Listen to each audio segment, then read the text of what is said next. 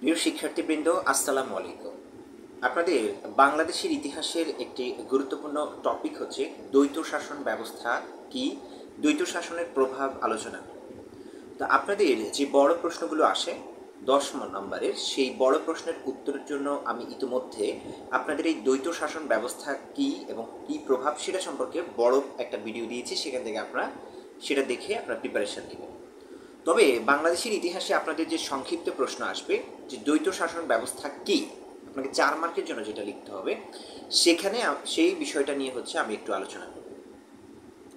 তো ভিডিওটি একেবারে শেষ পর্যন্ত দেখার জন্য সবার প্রতি অনুরোধ থাকবে। শেষ পর্যন্ত দেখলে আপনি এই দ্বৈত শাসন ব্যবস্থা কি সেই সম্পর্কে একেবারে সুনির্দিষ্ট আপনি একটা ধারণা পাবেন এবং আপনি পরীক্ষায় সেটা লিখতেও পারবেন। আমরা দ্বৈত শাসন ব্যবস্থা সম্পর্কে জানতে হলে আমাদের একটু পিছনে যেতে হবে। 1757 সালের 23 জুন যখন এখানে নবাব সিরাজউদ্দৌলা পলাশির যুদ্ধের মাধ্যমে পরাজিত হয়েছিল, এরপর থেকে ইংরেজ কোম্পানি অর্থাৎ ইস্ট ইন্ডিয়া কোম্পানি রবার্ট ক্লাইভের নেতৃত্বে এখানে হচ্ছে প্রভাব বিস্তার করতে থাকে এবং এখানকার শাসন ক্ষমতাকে তারা হচ্ছে নিজেদের মতো করে সাজাতে থাকে বা সব কিছু পরিচালনা করতে থাকে।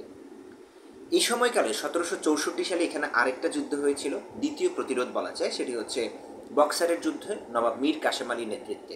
কিন্তু এটিতেও বাংলার নবাব মীর কাসেম আলী তিনিও পরাজিত হয়েছেন, যদিও তিনিও ব্রিটিশ সরকারের হচ্ছে অধীনস্থ ছিলেন। এখন প্রশ্ন হচ্ছে, এই যে আমরা টপিকে যাব দ্বৈত শাসন ব্যবস্থা, তার আগে এখানে একটা দিওয়ানি লাভ করে হচ্ছে আমাদের এই 1765 সালে দিওয়ানি লাভ করে ইস্ট ইন্ডিয়া কোম্পানি। এই দ্বৈত শাসন ব্যবস্থার মধ্যে শব্দের মধ্যে হচ্ছে এটার উত্তর লুকিয়ে আছে। দ্বৈত মানে হচ্ছে দুই। অনেকে দ্বৈত মানে দৈত্য বোঝায় বা অনেকে যারা, এরকম কিছু না। দ্বৈত মানে হচ্ছে দুই, দুই। এই দ্বৈত আবার শাসন মানে দুই রকম শাসন। দুই রকম শাসনটা কি? দুই রকম শাসনটা হচ্ছে এরকম, এখানকার যে স্থানীয় সরকার ব্যবস্থাটা ছিল নবাবের সময়কালে, তখন এখানে দুইটা ব্যবস্থা ছিল, একটা হচ্ছে নিজামত আর একটা হচ্ছে দেওয়ানি। নিজামত এবং দেওয়ানি এই দুইটা হচ্ছে এই শাসন ব্যবস্থার সবচেয়ে গুরুত্বপূর্ণ দুইটা ব্যবস্থা। এখন এই নিজামত এবং দেওয়ানির মধ্যে আমরা দেখলাম যে এই নিজামত যেটা, এটাতে হচ্ছে মূলত রাষ্ট্রের শৃঙ্খলা বা সামরিক যে ব্যবস্থাটা ছিল সেটাই হচ্ছে আমাদের নিজামত ছিল। অন্যদিকে আমাদের যে দিওয়ানি বা রাজস্ব ব্যবস্থা, অর্থনৈতিক যে ব্যবস্থা, এই বিষয়টা ছিল হচ্ছে আমাদের দিওয়ানি ব্যবস্থা। এই দিওয়ানিটার লাভ করেছিল হচ্ছে কোম্পানি। ফলে এই নবাবরা বা নবাবের শাসনামলে যখন আমরা দেখলাম যে নবাবের উপর অধীনস্থ হলো হচ্ছে দিওয়ানি নয় নিজামতটা, আর দিওয়ানিটা চলে যায় হচ্ছে কোম্পানির হাতে, ইস্ট ইন্ডিয়া কোম্পানির হাতে।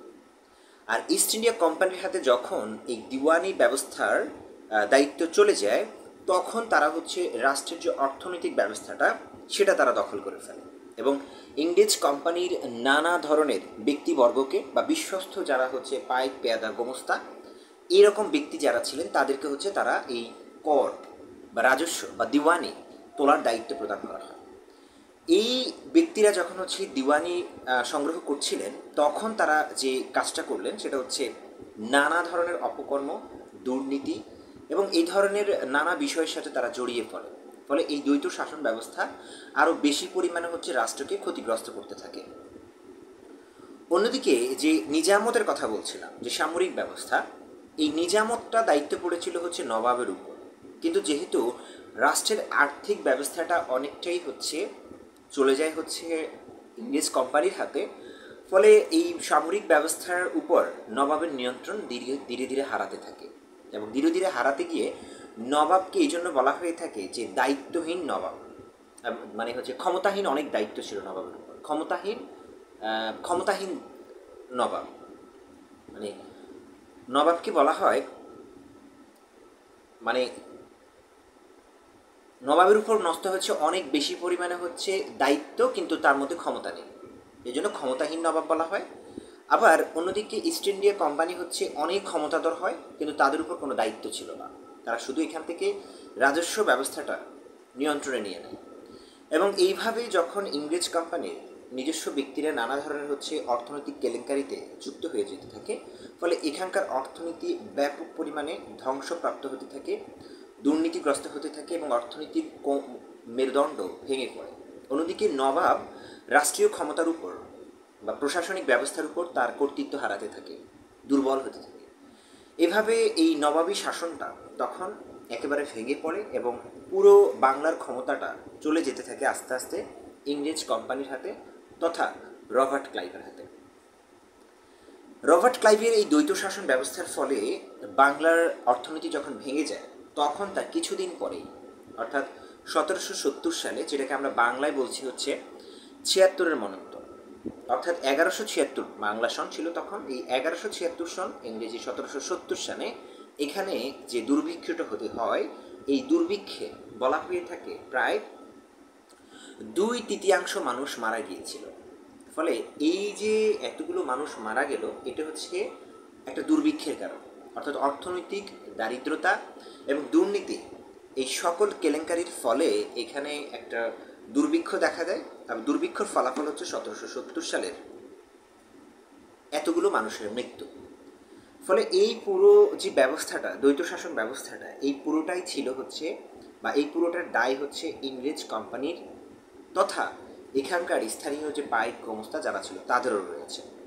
তাহলে ইংরেজদের জায়গা থেকে বা ব্রিটিশ গভর্নমেন্ট মানে কোম্পানি তাদের জায়গা থেকে তারা এখানকার অর্থনৈতিক সুবিধাটা তারা গ্রহণ করেছিল। গ্রহণ করতে গিয়ে নবাবের হাতে যে নিজামতের দায়িত্ব দিয়েছিল সেটা অনেকটাই দুর্বল হতে থাকে এবং নবাব ধীরে ধীরে এখানকার সব কিছুর উপর হচ্ছে দায়িত্ব হারাতে থাকে এবং ইংরেজরা আস্তে আস্তে করে পুরো এখানকার যে সামরিক ব্যবস্থা, অর্থনৈতিক ব্যবস্থাটা তারা দিওয়ানির মাধ্যমে দখল করলো, সামরিক ব্যবস্থা সহ অন্যান্য সকল ব্যবস্থার উপর তারা হচ্ছে নিয়ন্ত্রণ প্রতিষ্ঠা করতে সক্ষম হয়। আর এভাবেই মূলত এখানকার এই দ্বৈত শাসন ব্যবস্থাটি ইংরেজরা বাস্তবায়ন করতে সক্ষম হয়েছিল। তো প্রিয় শিক্ষার্থীবৃন্দ, আপনারা যারা বাংলাদেশের ইতিহাস, ভাষা, সংস্কৃতি ও পরিচয় কোর্সটি নিয়ে পড়ছেন, এছাড়া যারা রাষ্ট্রবিজ্ঞান বিভাগের রয়েছেন দ্বিতীয় বর্ষে, তাদেরও এই গুরুত্বপূর্ণ টপিকগুলো রয়েছে।